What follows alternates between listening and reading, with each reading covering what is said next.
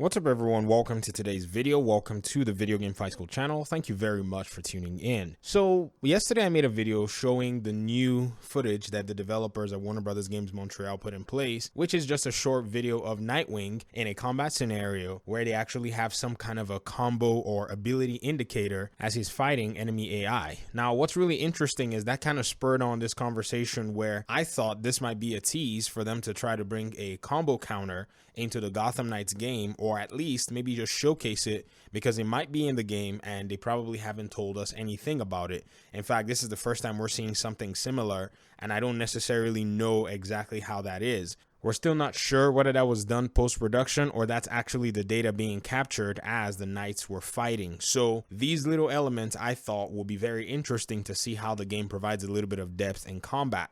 Now, since that video, a lot of different opinions and ideas within the community have shown up. I think some of our audience members, usually, people from different games, would say that the Arkham combat is not necessarily that deep. But the simple response to that is actually something that game developers themselves always make sure that they reiterate in every video game. So with the idea of accessibility, most combat designers want for everyone to be able to play their game and have success in their game regardless of their skill level or the challenge that they want to encounter. Now, in some cases, some developers want every player to experience their game at the same difficulty level. These are design paradigms that different developers and designers in terms of combat would take towards their game. An example of a much more recent game with that approach is Elden Ring. Elden Ring has no difficulty setting, and you as the player will pretty much have to experience the game and deal with the difficulties in your own way. Everyone deals with the difficulty the same way, except maybe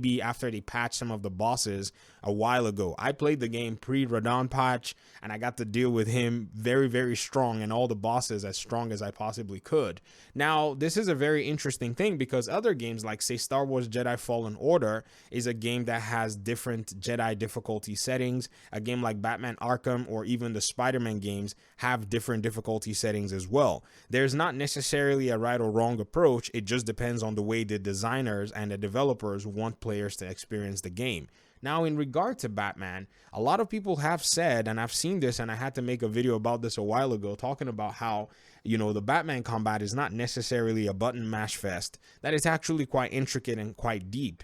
The idea, nonetheless, is for you to be able to experience the game on that level, you have to be the agency that decides to approach the game with that difficulty challenge in mind. And the game actually provides a lot of difficult settings and parameters and even experiences for you to be able to do so. And this is in the combat and challenge maps where you can go in and you can pick different challenge maps that have been curated to test your abilities in combat, in Predator mode, and even with Arkham Knight in the way you traverse the world using the driving systems and the Batmobile in those combat scenarios as well. This is an end game aspect to the Batman game, and if you were to maybe play the regular game on easy difficulty or normal difficulty, you can probably get away with those scenarios without having to deal with too much of the necessity of you to master those systems. But when you go into the challenge map with RNG and all of the other things, you really have to be on point. And I'm hoping that Gotham Knights is able to adopt, at least with whatever gameplay and combat mechanic they're going to go with, I hope they can adopt something that is actually much more deep and intricate.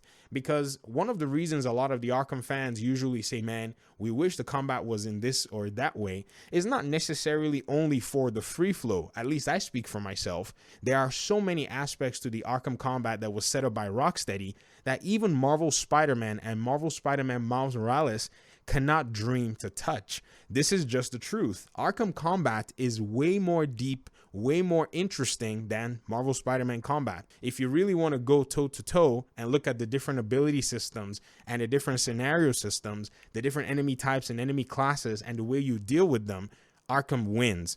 Every single character in the Arkham games, especially with the Bat family characters, actually are designated different challenges for you to be able to go into a problem-solving mode when you're playing at a higher difficulty. Now, I'm going to go ahead and actually put this example here as well. One of my audience members said they felt like Red Hood in the Arkham games was almost brain dead. All you had to do was just jump over bad guys and then just shoot them and do a lethal takedown. And this is how they were able to pretty much keep their combos and be successful. And some of us in the comments, we disagreed. And all I did was just give a challenge to this audience member of ours. And I said, why don't you go into the Arkham games, go to Arkham Knight, and go into the challenge map called Flawless. This is a challenge map that you actually have to beat every single enemy spawn group without dropping your combos, and do it with Red Hood. Now, I've been able to accomplish it quite easily with Batman because Batman has some gadgets, had some moves, and has some takedown skills that really do help you to overcome a lot of the challenges. In the case of Red Hood, nonetheless, the developers make sure that you have skill to actually play this character before you can even do this. In fact, for me to be able to get my 3-star badge is not yet happened as of recording this video. I realized that I actually haven't done it with Red Hood before. So I jumped in and I was able to get very, very close, but I'm not necessarily there yet. I'll keep challenging myself to make sure I get my 3 stars and then up the challenge to make sure I can complete all 4 different levels without taking any damage. This is a very challenging map, and I'm sure that anyone who tried it or who has actually beaten it can tell you that it took them multiple tries, because not only are you just sitting there hitting your strike button, you have to think very carefully, manage your resources, manage your space control, decide what enemy types you want to take down first or what enemy types you want to leave, and then be able to go ahead and cohesively put all of this together in a very short time span. The thing about the Arkham combat is it's a problem-solving combat system. It's not just a combat system where you're just running around and hitting buttons. You're actually providing solutions for yourself, as well as avoiding different kinds of enemy obstacles that they actually put out there for you. Example is with Red Hood, the enemy NPC spawn types are mostly consisting of enemies with a lot of shock abilities and enemies with a lot of shields. This really makes the challenge very, very interesting, especially when you cannot drop your combo. So if you're mashing and you gain your combos and you go ahead and strike somebody with a shield, then you're going to pretty much get to the next spawn wave, and that wave is already over. So you have to actually think about how you're going to deal with your enemy NPCs that are with shields, the one with shock batons, and even in the ones that have been charged with a shock ability. Wherever it is, if you hit them or if they hit you, you get shocked and it drops your combo. This is actually very interesting. To add more salt to the injury, the developers added ranged attacks enemies who have their assault rifles that can basically shoot you from distance. So you have to think about all of these, including your basic enemies, the ones that run and launch at you, and the ones that are using their blades to try to fight you. This is a very huge challenge for Red Hood because he doesn't have as many abilities as, say, Batman and Batgirl or Azrael, depending on how you want to put it, because Batman, Azrael, and Batgirl do share a lot of abilities, and those abilities are like your shield destroy, where Batman or Batgirl or Azrael can basically break the shield of an enemy NPC and another NPC cannot use it. In the case of Red Hood, when you take down somebody with the shield is lying on the ground and another NPC can carry that shield, thereby adding more of a difficulty aspect to the game. So you look at all these intricacies and you look at these limitations. If you even go maybe try to play some of these modes with Nightwing or Robin, you're going to find out that even they have their limitations because they don't have necessarily all the skills that Batman has, and those limitations put you in a position where you have to solve problems. And this is what makes the Arkham combat very interesting and engaging. For those who may be playing on easy difficulty, you may not experience this because you're playing on easy difficulty. The developers don't want you to quit the game. They want you to play at the level that you're comfortable with, and that's fine. There's no shame in that. In fact, Jason DeHarris is actually cited as saying that they want their game to be playable by everybody, and Jason DeHarris is the combat director for Star Wars Jedi Fallen Order. So many people at that time when the game first came out were saying, oh, the game is like a Souls-like game, so everybody should be playing the game on Grandmaster, Jedi Grandmaster difficulty. And he came out and said on Twitter that he did not think that that was the way they developed their game. They wanted everyone to be able to play their game.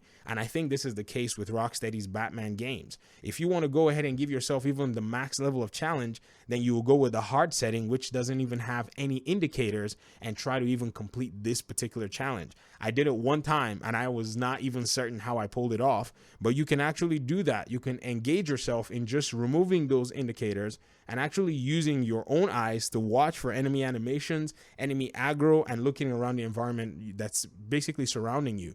With mob style enemy combat, this is actually, in my opinion, a better way to approach it. And Rocksteady did not invent this. They just took it from other games that had been doing it in the past and made it much better.